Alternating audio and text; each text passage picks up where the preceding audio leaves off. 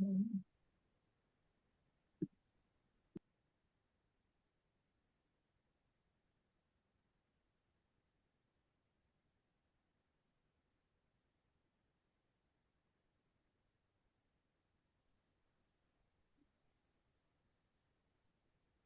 bé. Bona tarda. Good evening, Bona tarda a everyone, tothom. Benvinguts. and welcome. Està entrant We la are gent receiving our a l'enllaç. audience in the link. Fent una mica de temps, perquè això és com si estiguéssim en una sala física de veritat que faríem els Well, 5 I'm minuts doing. de Marc. I'm Doncs using vaig some guanyant time temps to perquè la gent vagi entrant a l'enllaç, però aprofito per let anar everyone començant ja in. explicant So I will start by explaining quin és l'enfocament d'avui.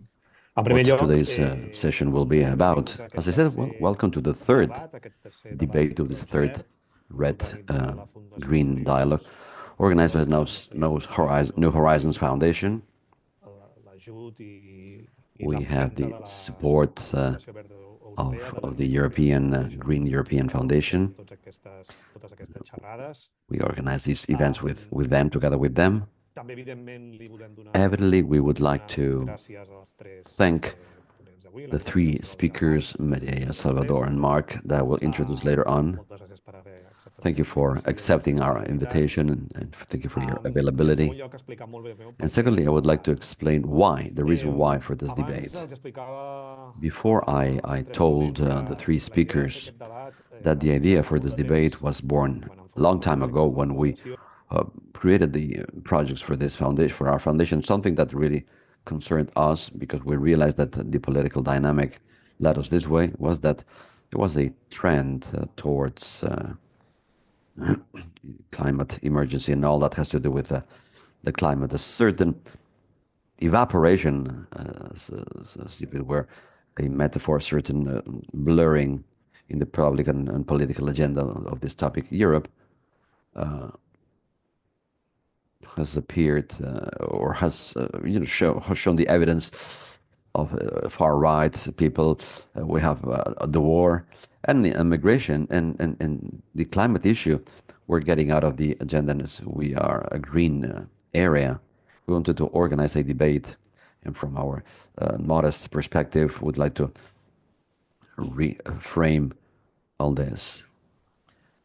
Also, we wanted to do it under a Mediterranean perspective, because when we speak about climate change, the climate change in Europe, and the most sensitive area in Europe that has most negatively affected is the Mediterranean basin. So we are the first Europeans to receive this impact as a very sensitive territory.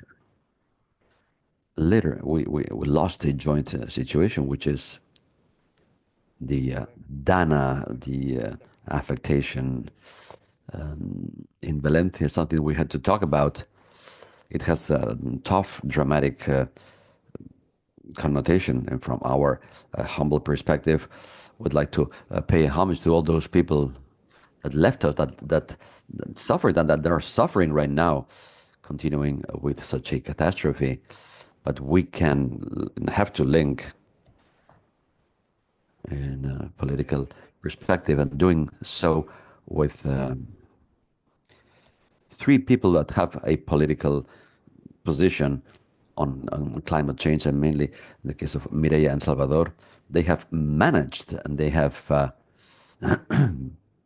these situations having to do with climate change, and they have a lot to say. This is, some people say, well, there were no answers, there were no policies, there was no experience. Salvador Mireia won't have the time to tell us everything. They've been the protagonists, and there were many other things that had to be done and had not finally been done. Mireia Moya, let me just... Mireia Moya has been an MP for Compromís in the Valencian Parliament. She's been a councillor of agriculture, environment, climate change, and rural development, you covered it all from the year 2019 up to the year 2022. Salvador Milà is a lawyer. He's been a person working in the city council of Mataró. He's been an MP in the parliament of Catalonia. I would like to hear his opinion working for the Generalitat of Catalonia, the Catalan government in the year 2003. He worked 20 years ago in the government. And, well,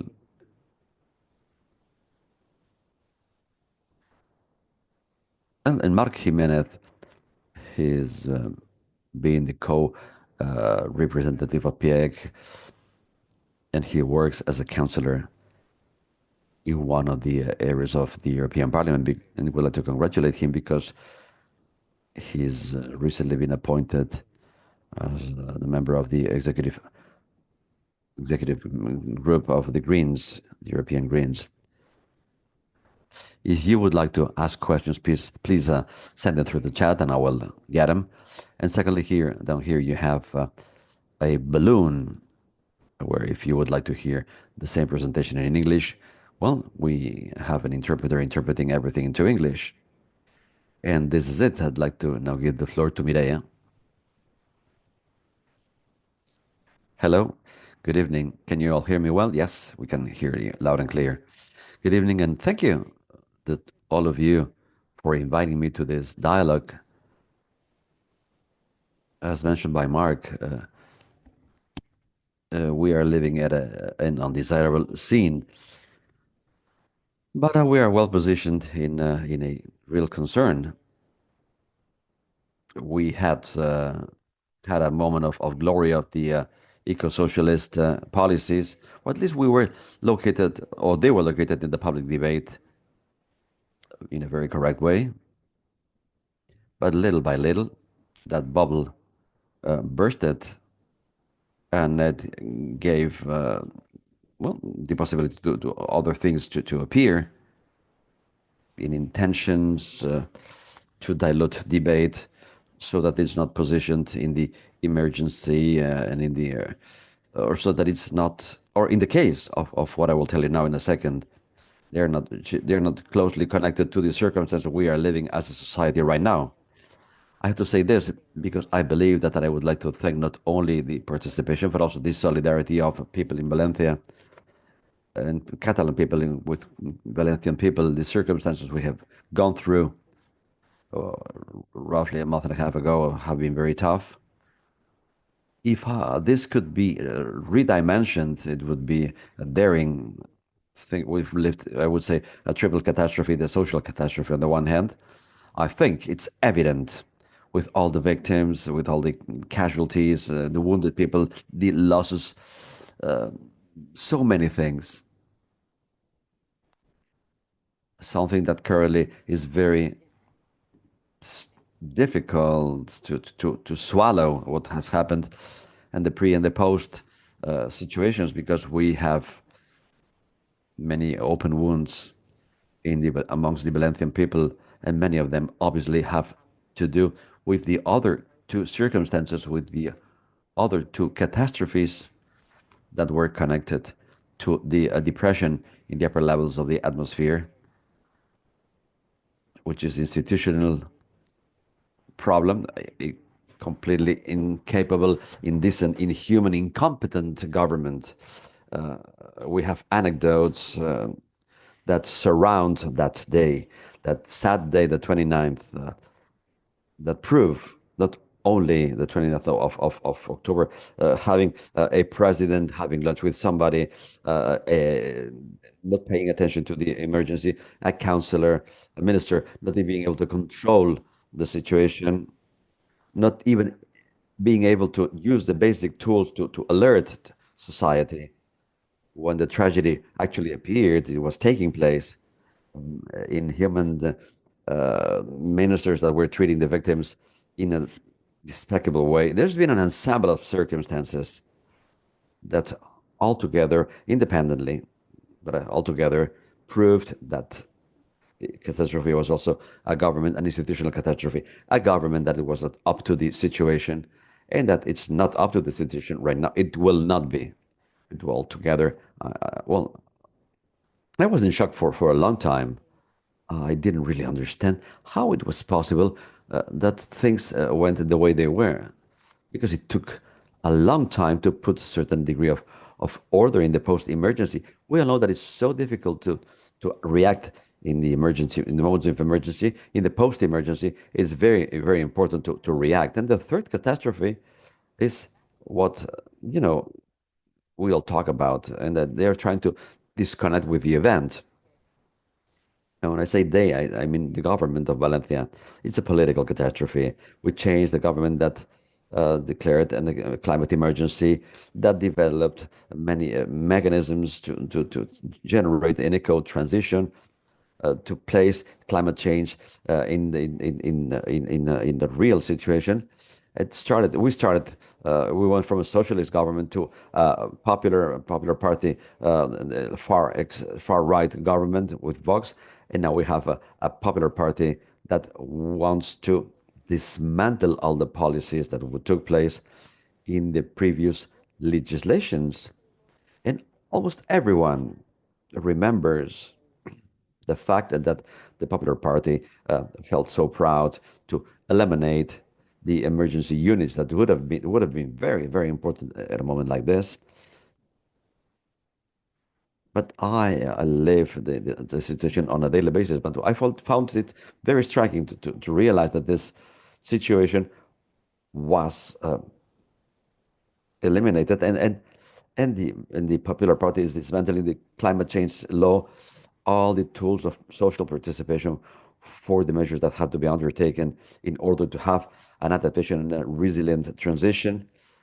The Popular Party is emptying the contents, that legal content, which was the climate change and ecological transition law, and all the elements that were connected to that law, and that were developed through that situation, and that turned into other measures. And that's happening right now, currently, today.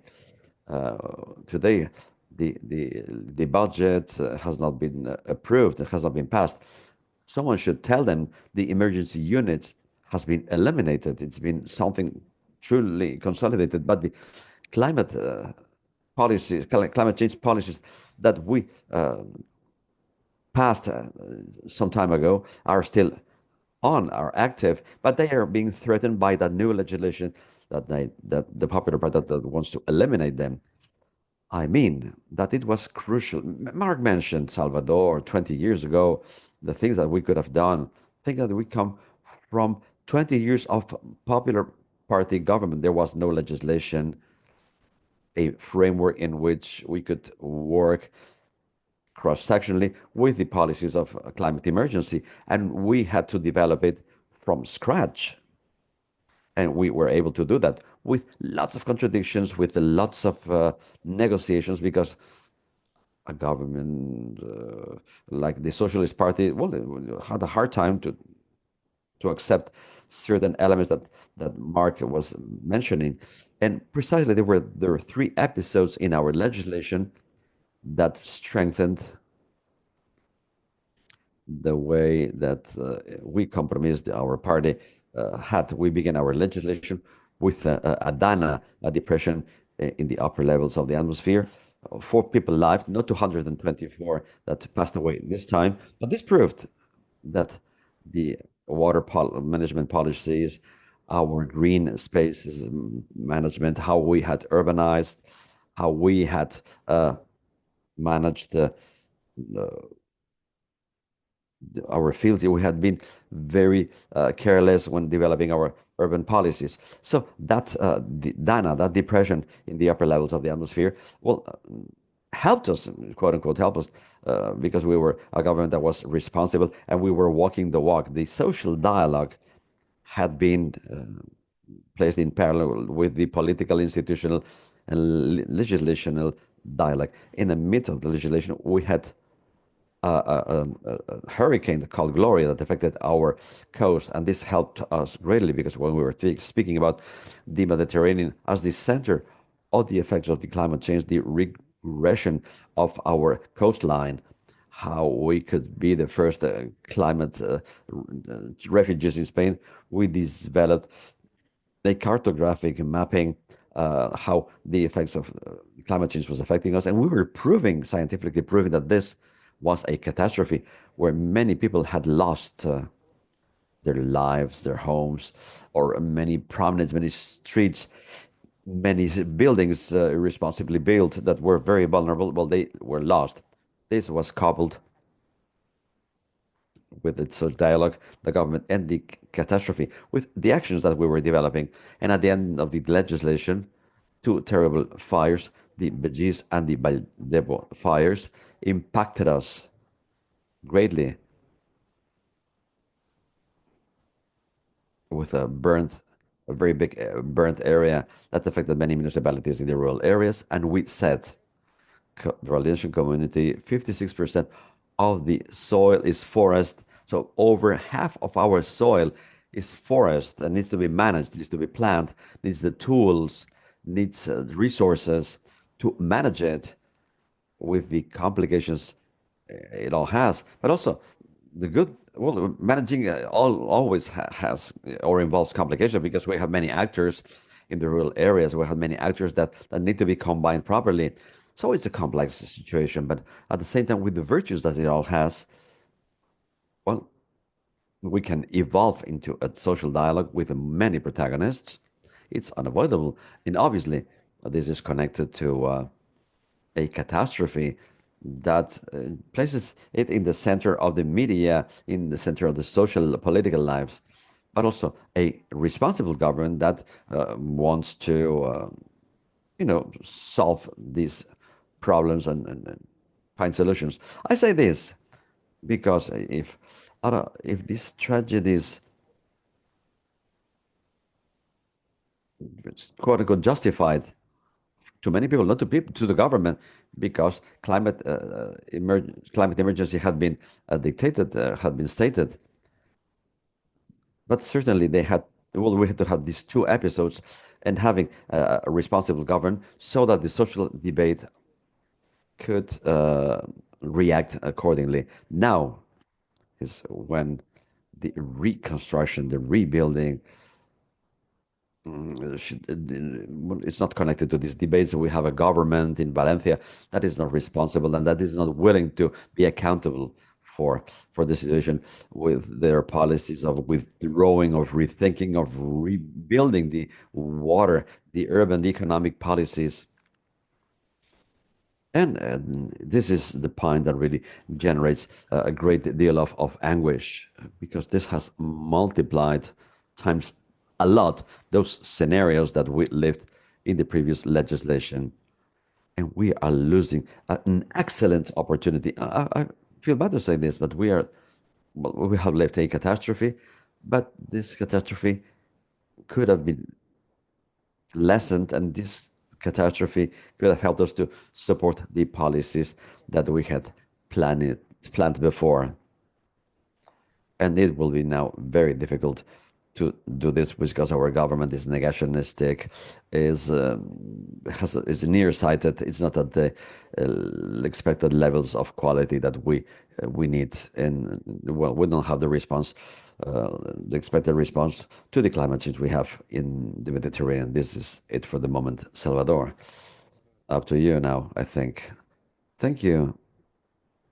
Let me start. Good evening, everyone. Thank you for participating and for your kind invitation to share this moment. As Marc said, the first Catalan government, left wing. I'm sure that there will be a second and a third one, but we had with the issue of water management, one of the main topics of political interest in different aspects. We began with the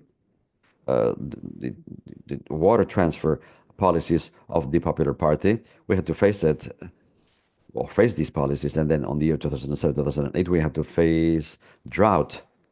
One is interrelated with the other.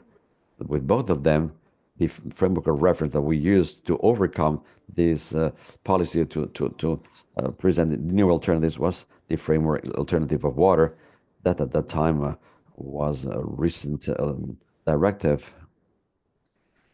I would like now to share the experiences.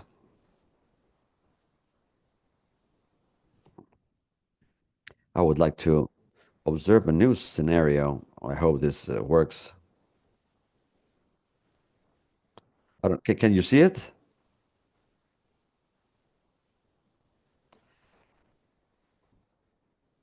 In the European Union, the new European Commission,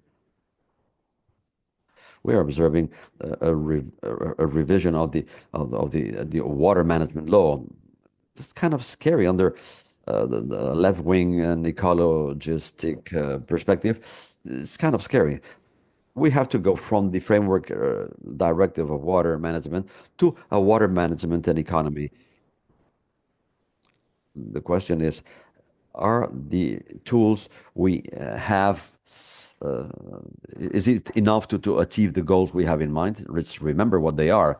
Very important. I think that they are still valid. Protect the superficial waters, continentals, and the underground waters to prevent the additional deterioration and protect the water ecosystems, guarantee the water quality and the enough supply of water in good conditions, production reduce the contamination of underground water and avoid new contamination, and to mitigate the effects of floods and droughts while recuperating the costs of the recovery of water services.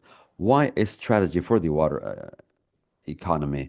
I think this is a very interesting topic. This will be evidence further on. The experience shows that in order to achieve these goals, it's necessary to take into account that the cycle of and hydraulic policies of water are not that combine the different social, economic, territorial, and environmental policies. They will be more so in the future. Why? Well, you're in the framework of the increase of the effects of climate change, and I'll talk about this, droughts and floods, and because well, we have the impact of geopolitics, the neoliberal globalization, the extractivist fossil economy. This is pushing on the water resources, and therefore the conclusion is that we have to intervene in all the policies that have an impact on the environment, on the water environment, and otherwise ones are contradicting the others, and we have to establish some consistent guidelines with these objectives. Some examples of this: how the climate change and globalization of the economy or the extractive economy are being fed back data that we know, information around the COP experts with respect to the presence of CO2 in the atmosphere has increased over 10% in the last 20 years. In the coming years, river flows will be reduced on average between 20 to 40%, whilst increasing the drought cycles and the risks of floods. They will be increasingly accentuated. And here, I'll give you an example that I got from the media, and that's a paradigmatic of what we are saying. Well, no, I think it's a fact that in 2 decades, the Arctic will cease to be the imposing frozen continent as it is today with the increase of the water levels. But the big world leaders see positive consequences in it. Well, because we have political and geopolitical and economic interests, so that with the melting of this pole, we'll have the possibility of extract some of the resources. And the U.S. Says the Arctic is an extraordinary reserve. We'll be able to accumulate 90,000 million oil barrels and lots of gas. What in the COP we are saying that we have to eliminate the fossil resources, all the economic powers, and in this case, Denmark, the US, Canada, Russia, Norway, are fighting to get more oil and to increase the effects of this climate change after the economic interests. And as a climatologist, Mandalay said, there's no scenario in which the Arctic melting is good news. The French government announced the construction of 100 new ponds to guarantee continued access to water. This was reported by the French Greens. This is going to affect the hydric resources. We're talking about Valencia and the situation. Josep Vicent Boyd analyzed the tragedy that occurred today in the Valencian community as a result of this depression. And the current territorial model is risking not only the population's assets, but their own lives. And he says the paroxysm of the urban and metropolitan growth is answered by an increase in human risk simply to live in a certain place, as Mireia just said. And as Mireia also said, last Tuesday, December 10, the first of the rules agreed between PP and Vox, the far-right party, to deactivate the territorial protection measures approved by the Botanic government. And this counter-reform includes a legislative change that allows to build hotels less than 200 meters from the coast, simplifies the procedures to build on land that cannot be built, and it leaves up to the councils to allow building in flood zones. Unheard of, as Mireia very well said. What happened will have an effect. It's feeding these policies, but not helping.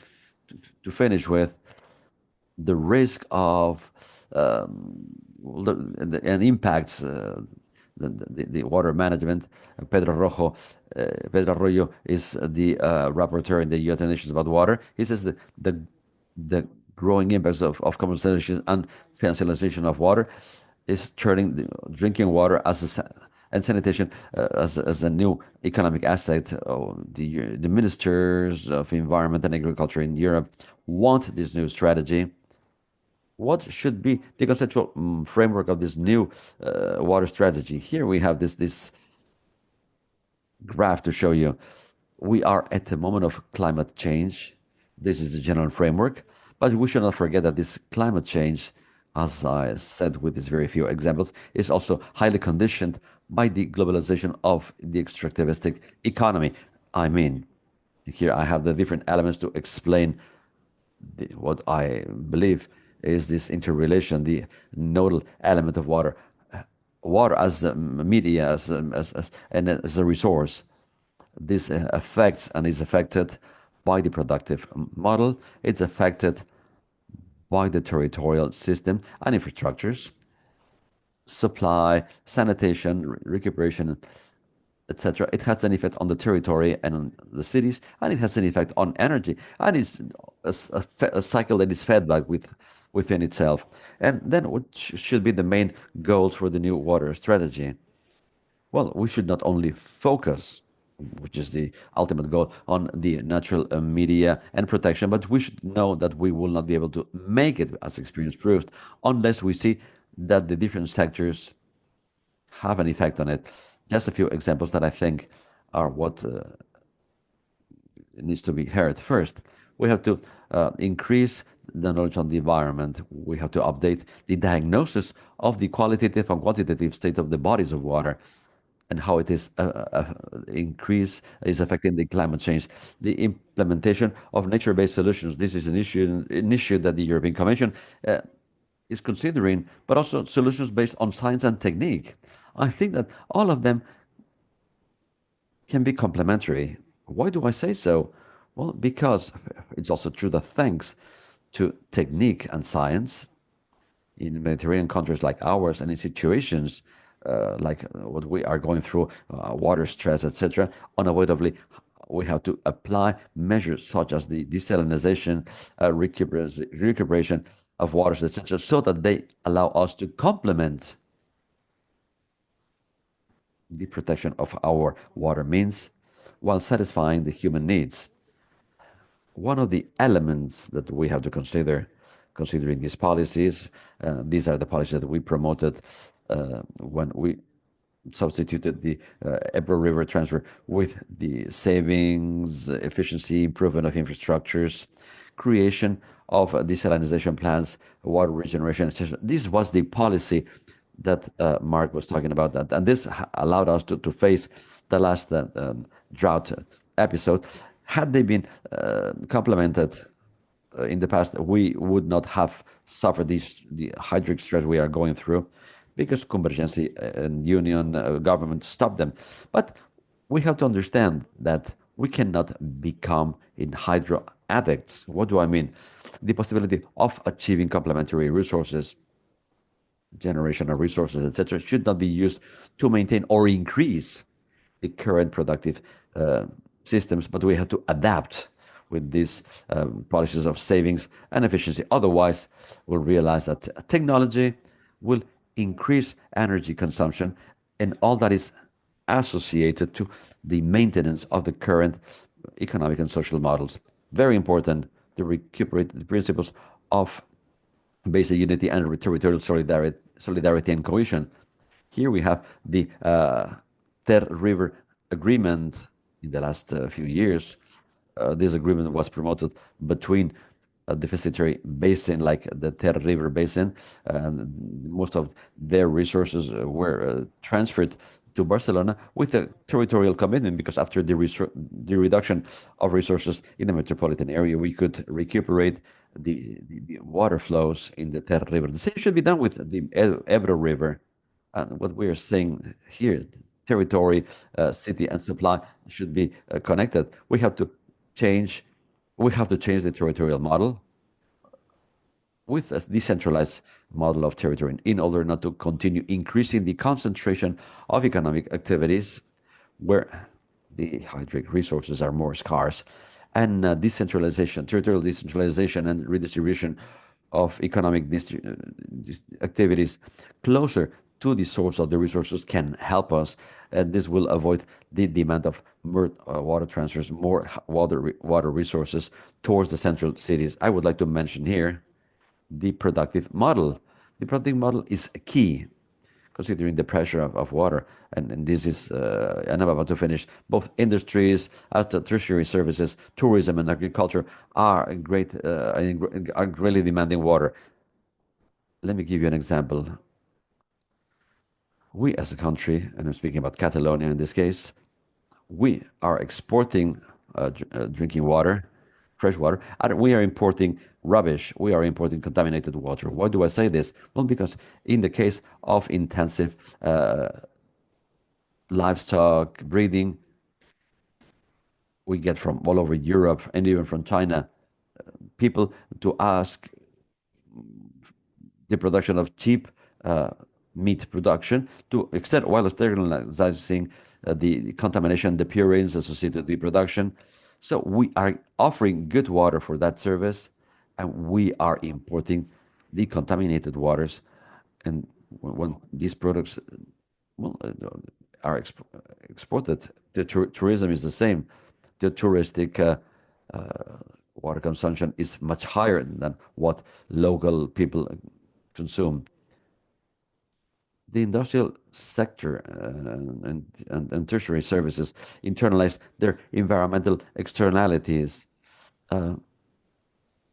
We should compensate for externalities with a good integrated agriculture. This can supply good values to society. We have to appraise the ecosystemic systems that these sectors offer. It's not all negative, but if we don't do sectorial, industrial, agricultural, and tourism policies, we won't be able to have a good water policy. And the same with energy. The big handicap with respect to the proposals that are being observed in order to substitute the water deficits is the use of technique and infrastructures. However, these are big consumers of energy, and an important prerequisite is that the same infrastructures of water regeneration contribute to the generation of the energy they consume, even contributing to the generation of renewable energies. So associating water and energy, territory and cities, new city models, a sponge city capable of absorbing the big water flows in moments of big rains, and also stressing the reuse in the field of home water consumption. And once again, let me finish with 22 possible proposals and alternatives of this strategy. But the water transition is an essential part of the ecological transition. It's necessary to break the false myth that there's water for everything and everyone. And in the same way that we talk about energy transition and progressing towards renewable energies, we have to start talking about a rapid and deep water transition. We have to include a new way to manage the water management system, and the governance of environmentally sustainable and socially just supplies and sanitation, and all other sectorial policies have to incorporate the so-called requires of the water economy. And that's it. Thank you very much. Thank you, Salvador. Mark, you have the floor now. Hello, good evening, everyone. Thank you so much for this kind invitation to Notre Jones and Foundation and Jeff. It's a real honor to share this dialogue with those of you, people that I have admired for many years, learning from all of you. And well, evidently, I would like to express my humble solidarity with the victims and families of people that were affected in the area of Valencia and other affected zones. That offers an open wound. And as Mireia said, the responsibility is in the hands of the politicians. They should generate some food for thought. The loss of human lives and thousands of millions of material losses should not be in vain. This should set the basis of a new way of focusing on and doing. Beyond the specific case, and particularly dramatic of the Valencia area, what happened some weeks ago is not an isolated fact. We have recent floods in the Mediterranean basin in Italy, Greece, and Central Europe in the last few years. September, for example, Austria, Poland, Czech Republic, Slovakia, north of Italy, Romania. And now, in the year 2021, we experienced the big floods, dramatic floods, with a similar amount of casualties, over 200. And we're speaking about a recurring phenomenon, violent phenomenon of catastrophic strategy.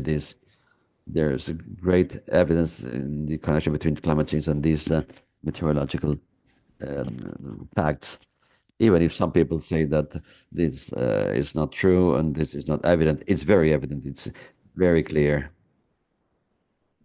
We have a geographic diversity, and the fact that the Mediterranean is an area, as Marc said, an area which is particularly sensitive in Europe, 20% of fast warming than the rest of the areas, and this generates an accelerated effect of warming, of global warming.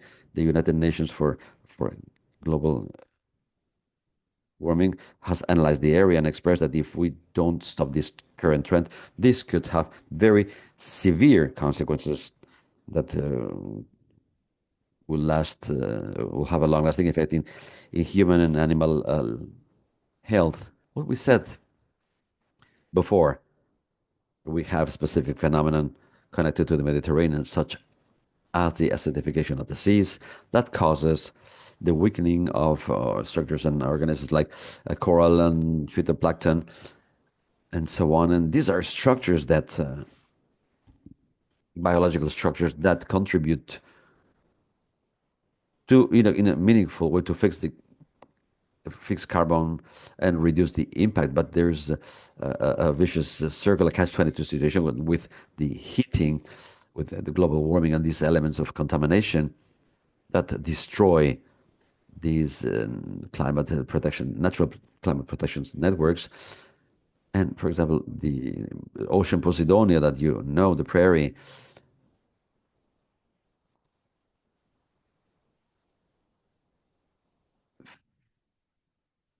fixates between 30 and 32% of the emissions in the Mediterranean countries. So we're speaking about elements that serve as a dissociated connection between climate and biodiversity, and that are natural structures of protection connected to it all. So we have to have this holistic approach. Therefore, I'm not only talking about the floods. The global warming generates these heat waves that generate fires. The loss of, particularly in some cases, the loss of human lives, but surfaces, forests, and the economic losses that they also mean. In the Mediterranean, we have fires in Spain and in the Mediterranean basin, in Salonika in Greece. etc. So there's a lot at stake. We don't have the time. We cannot allow irresponsible policies and negationistic policies. We there, well, we cannot play with our socioeconomic future. We are seeing losses in human lives, hundreds of them, lives, vital projects destroyed with all the consequences that this has for a society and for our economy. Um, People, at least, and this has to do with the general responsibility, should react. Climate change is here. It's here to stay. It has real consequences for our daily lives, and they are devastating. And I am afraid, and this is something that we all see, that there is a cognitive dissonance, and we have to offer some pedagogy.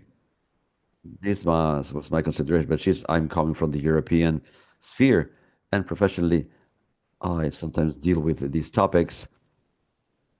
I wanted to mention what is being done or what can be done on a European basis, and what are the mechanisms, because the response clearly, and Mireia Salvador's work proves the importance of having governments on regional, local governments that are prepared, that have the knowledge, that prioritize all these elements, not dismantling the services and the mechanisms of action as the previous governments did, that allowed to minimize the consequences in the first place, and admit on in the response has to be at the European level and beyond the European mechanism of civil protection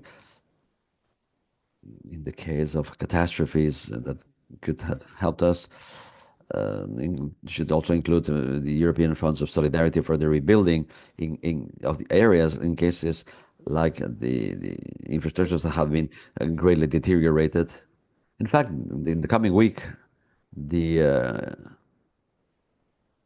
plenary session of the European Parliament in Strasbourg will give the green light to a proposal that is the restored proposal of the European Commission that came after the floods that occurred in September in Central Europe. The idea here is to use the European funds of regional development and cohesion funds to, expanding the scope of these funds, so that they can also cover aspects such as the adaptation and mitigation to the climate change. From the European Greens, the criticism is that it's good to mobilize funds, but how we do it is very important. We have to make sure that things are done properly. When things are rebuilt, we follow the right criteria with a long-term perspective, considering all these elements. It's also true that, considering the weight that in the last legislation the European Greens had, the topic of adaptation to climate change, the preparation, etc., was highly considered in the new set of regulations of European networks for transportation. The element of resilience was greatly incorporated in one of the dispositions.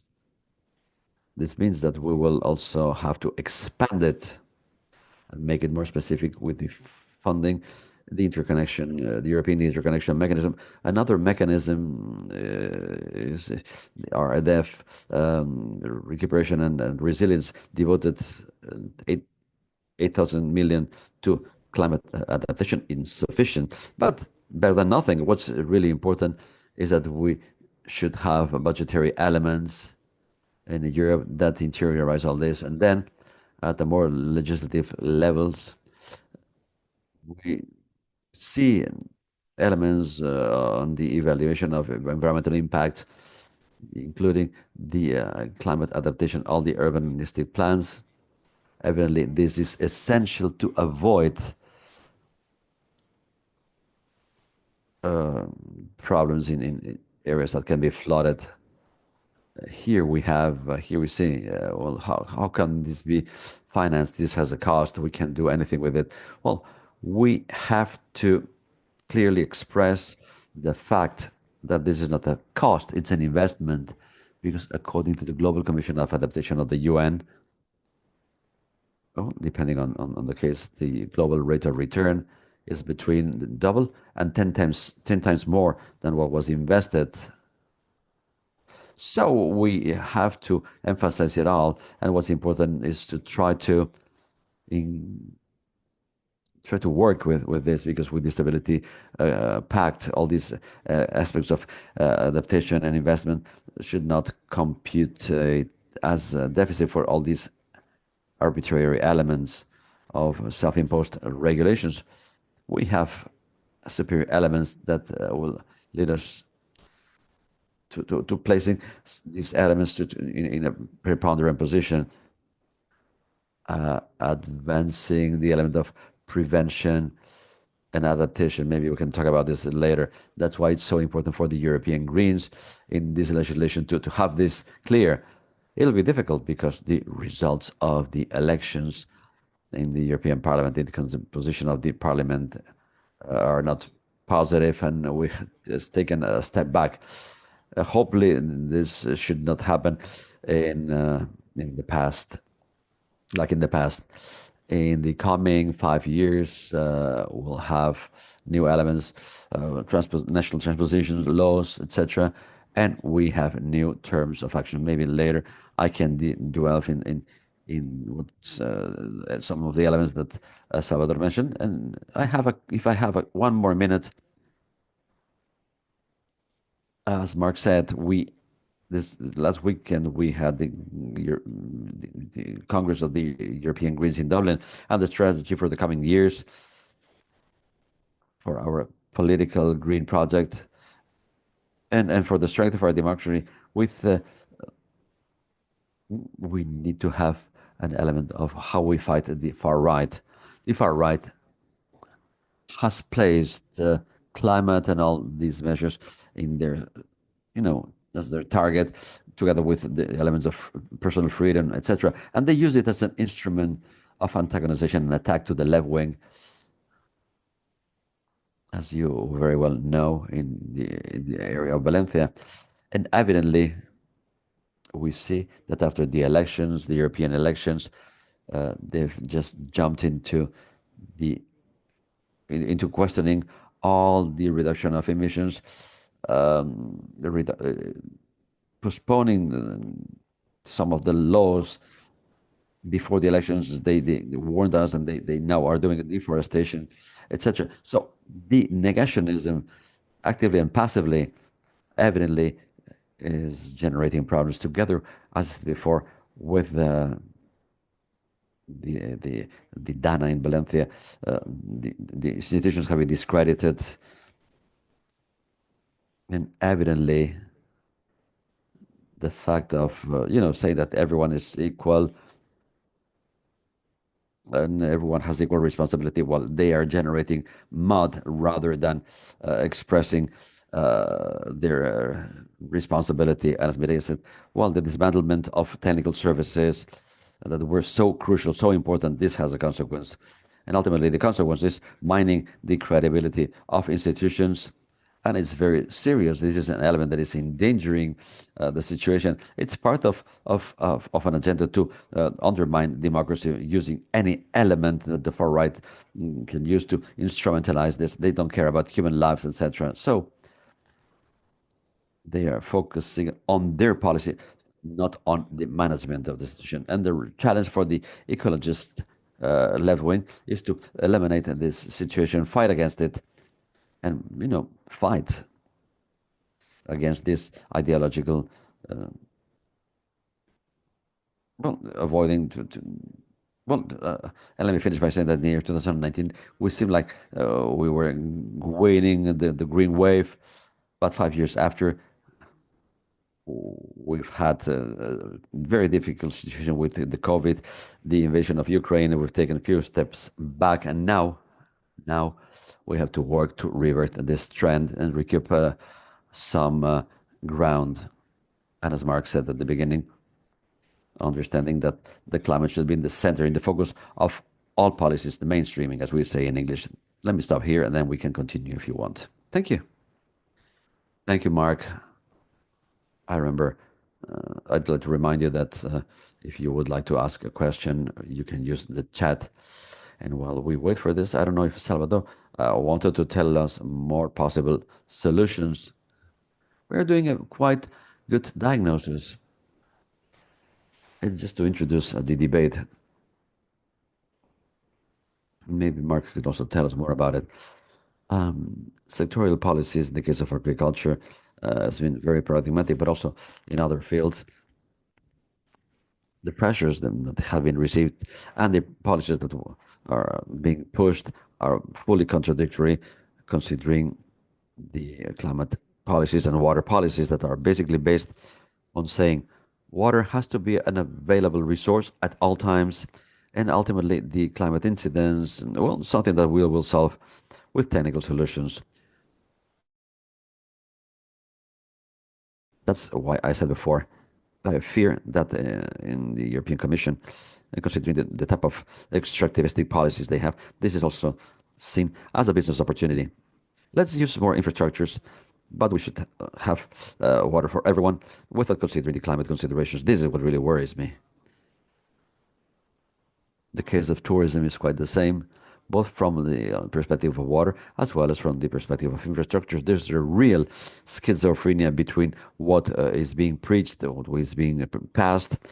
When we are dealing with climate policies, everyone is good and everyone is in favor of climate change. The case of the Baku conference or the Azerbaijan in the previous year were paradigmatic. The hypocrisy of passing these policies and then saying that this is God's gift, and if we can extract more oil from the Arctic, we'll do so as much as we can. This is the big dilemma with the European Commission, the green wishing or greenwashing, making green policies, but business as usual. And then above all, I don't know what you think about it, what it will mean to have a brutal change with the attitude of the US when Trump gets into office. Some people fear that we have to be more competitive and we have to face and we have to, let others, express their opinion. But the US will withdraw from many conferences, many agreements. Technically, there's a lot at stake if we're not able to connect these sectorial, economic, agricultural, and territorial policies with the policy of water and the policy of change, of climate change. I don't know if Mireia or Marc, you would like to express another opinion. Do you have anything to say? I believe that the debate is in how we'll be able to make this social dialogue that we have to have in this positioning recuperates the power and coherence, the coherence of, giving an answer to the current and future challenges that has to, have a social component. It's a dialogue that should not be understood, as Mark said. The European Union is always obsessed with, well, this becomes policies with a fiscal impact. It's like trying to putting a band-aid before you get a wound. This is a debate that may generate rejection.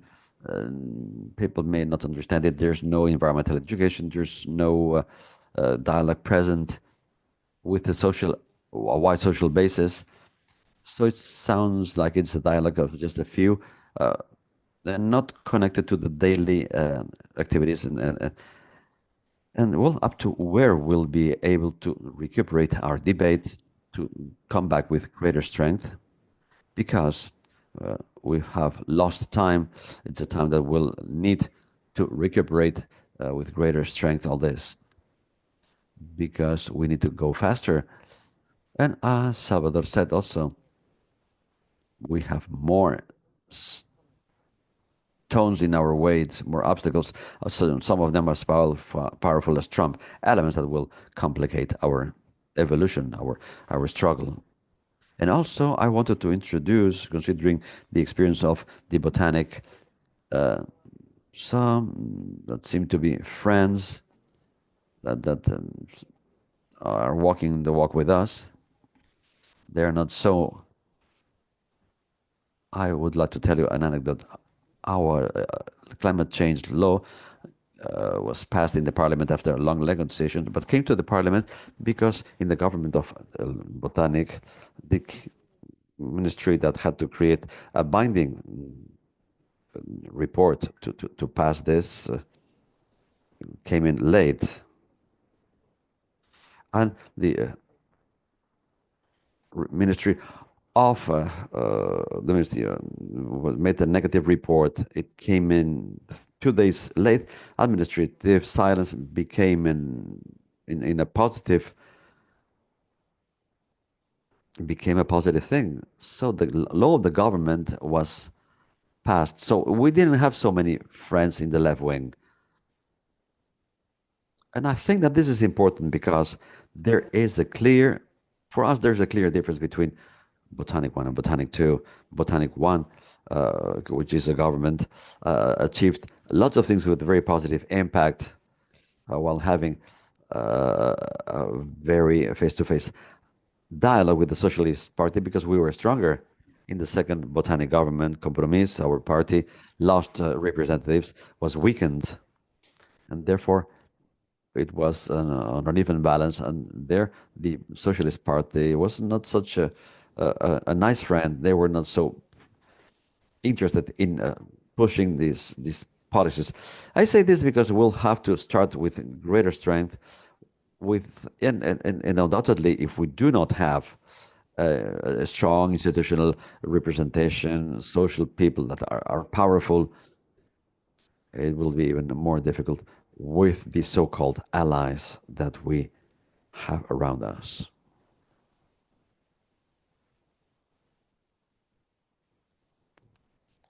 There's a question, I think, yes, a very interesting question, and then I will make my last intervention. It's been now an hour, and we'll let Marc make another comment. And this question comes timely because it's addressed to Mireia, well, to everyone, but first of all to Mireia, because the question is there a social bias in the consequences of what has happened in Valencia? I think that this question is very interesting because in order to close our session, I would like to say that we cannot separate the social dimension from the ecological and vice versa. We're not talking about climate and inequality as if they were two different topics. Obviously, these are elements that have their autonomy, but they're interconnected. And it's not the first debate that we will have about who is paying for the costs of this climate tragedy and who will be benefited. I'm sure that there will be people that will be able to get money when rebuilding the destroyed areas.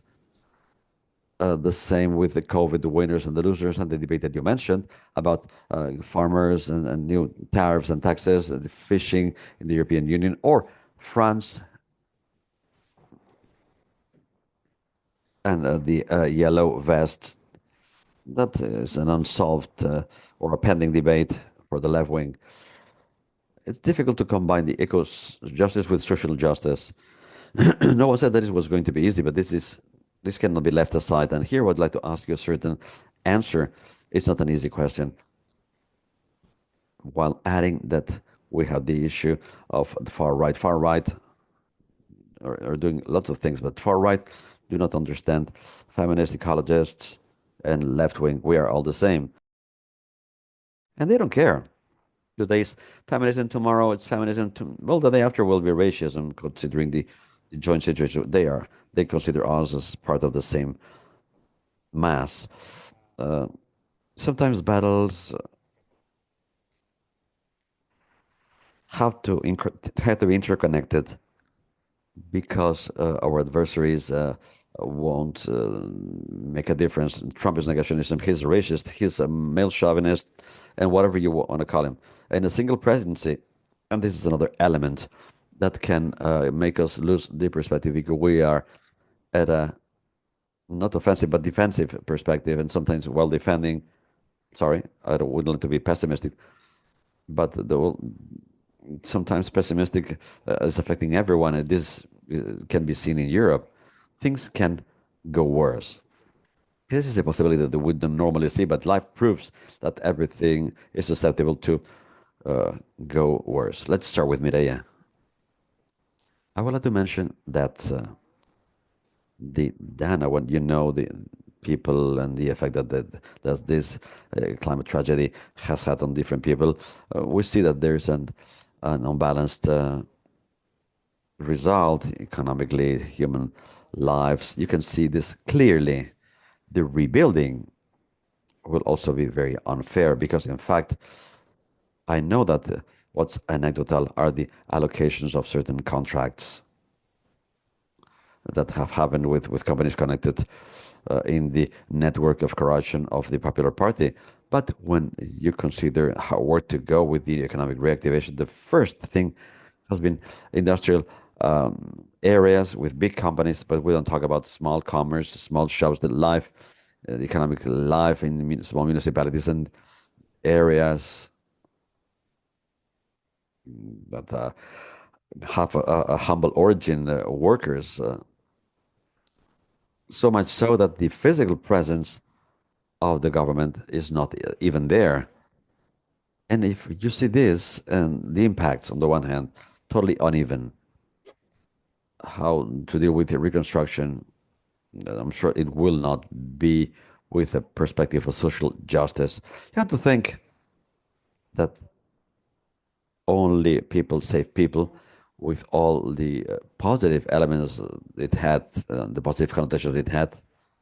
This opens to the far right the doors to become the saviors, the coaches, the people that were always present, that will always fight, that will face whoever to help the most vulnerable that have been dragged and affected by the climate tragedy. And I think that, well, and I would like to say that there's been a very powerful response, very powerful response. We've seen the two sides of the same coin. We are still in an uneven situation. That debate is very present. It has impregnated the DNA of people in Valencia. And I think that the struggle will be necessary but complicated. Let me add with respect to the question that Marcela, our colleague, has included with respect to agriculture.